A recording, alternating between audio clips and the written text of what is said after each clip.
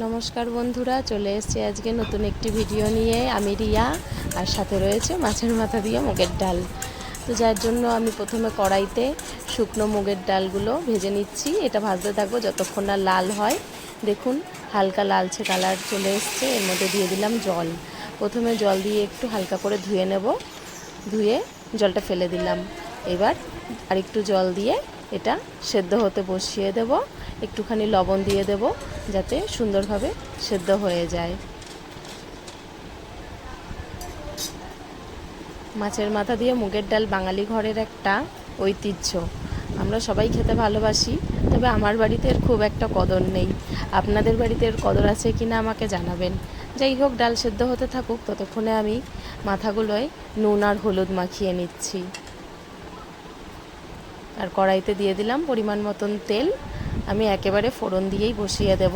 বেরোনোর তাড়া, আলাদা করে ফোড়ন দিয়ে ভাজার সময় নেই, তাই একেবারেই কাজ সারলাম। তেজপাতা আর গোটা জিরে ফোড়ন দিয়ে 3টে মাথাকে আমি ভালো করে ভেজে নেব।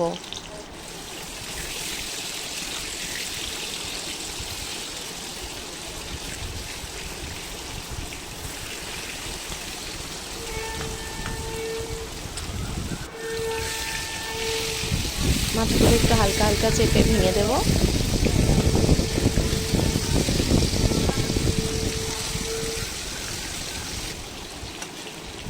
দেখুন সুন্দর কড়া করে ভেজে নিয়েছি। এবার দিয়ে দিলাম 1 চামচ আদা বাটা, 1 চামচ হলুদ গুঁড়ো, 1 চামচ জিরে গুঁড়ো। আপনারা চাইলে এখানে হালকা লঙ্কা গুঁড়োও দিতে পারেন, তবে আমি বাড়িতে ছোট বাচ্চা আছে, ঝালের জন্য দিলাম না।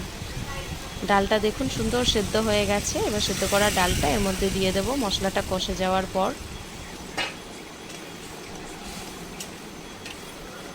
মিশিয়ে নিচ্ছি সুন্দর করে। দেখুন কত সুন্দর রং এসছে।